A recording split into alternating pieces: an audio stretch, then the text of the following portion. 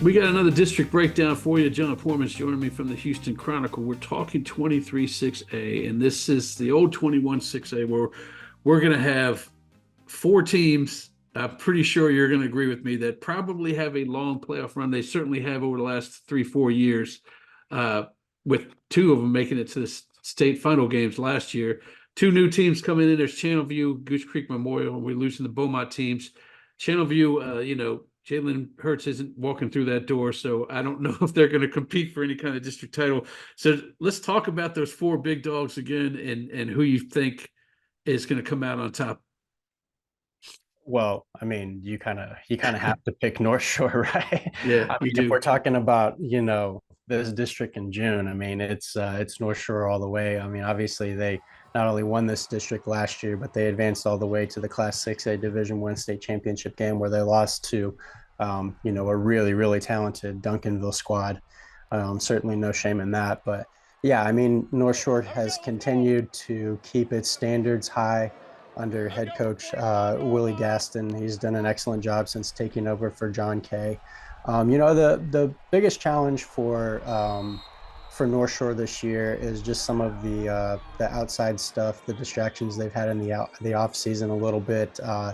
They had a coach who was recruiting players from other schools and has subsequently left the program. But Coach Willie Gaston was also suspended for the first two district games, I believe. And so that's going to be interesting to see how, if at all, that impacts them. Of course, this North Shore program we know is run so well, and it just keeps ticking and ticking and ticking. And they'll have a plan in place for when Gaston is absent from the sidelines. But that's somewhat of a challenge for sure. Anytime you have a reputation, and North Shore has a tremendous reputation and has for years about doing things the right way. How they run their program, everybody is in line with everything they do, and just extremely high standards and doing things the right way.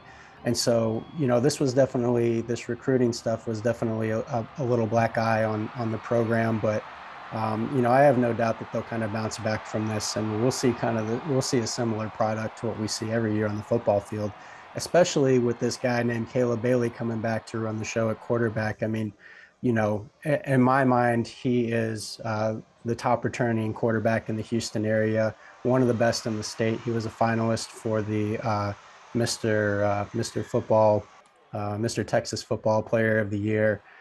So obviously, he has high regard around the state as well, and just tremendous junior season after coming back from, a really tough knee injury that knocked out most of his sophomore year. And so, he's a kid who's played varsity and played meaningful playoff games since he was a freshman, since he was 15 years old.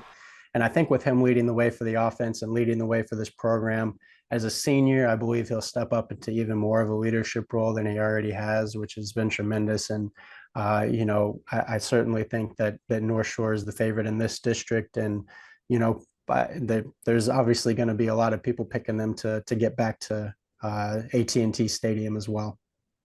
Yeah, he's got a new dangerous target too, with Quanell Farrakhan moving in from the Woodlands to catch passes from him. And heck, we didn't even mention probably the best player in the Houston area, which is Devin Sanchez on the defensive side of the ball. So Yeah. no short of talent on this squad, and it just keeps kind of getting better. Last year I kind of made the mistake of thinking that Atascocita was going to dethrone North Shore, and it didn't happen. But they still have some solid players coming back, especially Torrey Blaylock. Talk about Atascocita, and then we'll move on to Summer Creek and how they rebound from that devastating loss in the state final, despite the fact that they got to their first ever state final. Yeah, you know what? Atascocita year after year is another program in the Houston area. They just, unfortunately happen to be matched up in the same district with North Shore year after year, but they're one of the top programs in the city as well. And, you saw that last year making the regional final again, ultimately falling to North Shore. But, that's the thing about this Eagles team and under Coach Craig Stump is year after year over the past decade plus, they've been in these positions where they're competing for district titles, they're competing for deep playoff runs, and I wouldn't expect that to change at all. Of course, I think the biggest loss for them, obviously, is quarterback Zion Brown, incredible dual threat athlete who's moved on to the college level now. But, as you alluded to, they have some great talent at running back.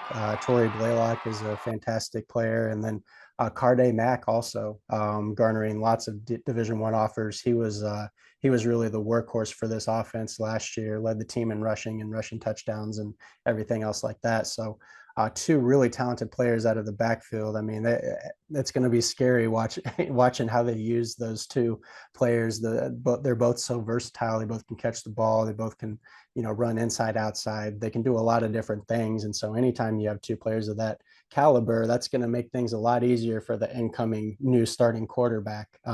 So I think that's going to be key for the Eagles. But yeah, I mean, certainly I would expect them to be competing up at the top. And then, while we're on the subject of the top of this district, we've gotten so far in and we haven't even mentioned Summer Creek yet. They made it to the Division II championship game before losing to DeSoto, which, was arguably one of the top teams in the country last year. Maybe the best team in the state, maybe even better than Duncanville in Division I.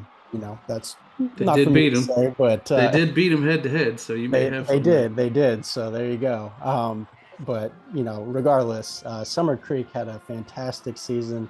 Obviously, losing Lloyd at running back is a tough blow, but they're going to have plenty of talent coming back. Coach Kenny Harrison always has done a great job with this program as well, and they're going to be right in the mix. With North Shore and Atascocita too, and just excited to see how they. It was such a historic accomplishment for them making it to state. And now they have a lot of great momentum, and I'm really excited to see how they kind of come back from that, coming off that high of that deep playoff run, and what they can do next. Yeah, and they got a stud defensive player, Chad Woodford coming back as well. And I know, knowing the kid, after his last game being part of a defense that gave up 70+ points, they're going to be hungry to stomp out everybody that they can play from here on through. Of the last teams, that's CE King has made it every other year since then, and I can't see Humble or Kingwood or any of the new two teams kind of dethroning them. But maybe you're going to tell me otherwise. No, I don't think so. Yeah, I mean, certainly there's a chance that we could see some improvement out of some of these other teams. But yeah, I mean, you look at the recent success that CE King has had as well, and the top four teams in this district have just been outstanding. This district has often had all four of those teams ranked in the top 25 in the state. So yeah, I would expect more of the same this year, unless something drastically changes. But yeah, CE King, they've had playoff success as well. That they've had, they often end up in fourth place in this district, but there's certainly no shame in that. They've proven that once they get to the playoffs, they can win games and they can make some deep runs. They lose two great receivers in Vincent Jones and Reggie Daly. So, that's going to be, those are two huge playmakers, explosive playmakers from that offense that they're losing. But, it's more of the same over there at CE King. I think they're going to be right in the mix as well. Excellent. Well, that's always going to be a fun district. We usually have cameras every week out at a 23-6A game once they really start getting into district play. So looking forward to it. Also looking forward to next week when we talk about our last 6A district, 24-6A, and see what your thoughts are on that one. Sounds good.